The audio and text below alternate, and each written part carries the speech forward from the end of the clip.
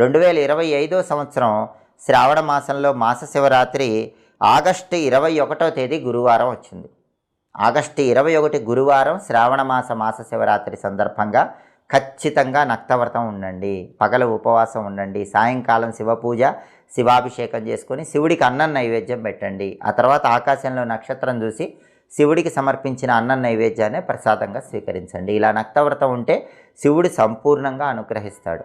అలాగే శ్రావణ మాస శివరాత్రి సందర్భంగా శివుడికి అభిషేకం చేసే వాళ్ళు ఎవరైనా సరే దర్భ జలాలతో అభిషేకం చేయండి. కుశలు అంటే దర్భలు నీళ్ళల్లో వేసి ఆ నీళ్ళతో అభిషేకం చేస్తే శివుడు తొందరగా అనుగ్రహిస్తాడు.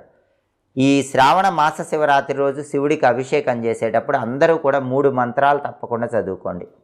మొట్టమొదటి మంత్రం ఓం నమో భగవతే రుద్రాయ, రెండో మంత్రం శ్రీం శివాయ నమః, మూడో మంత్రం శ్రీ శివాయ మహాదేవాయ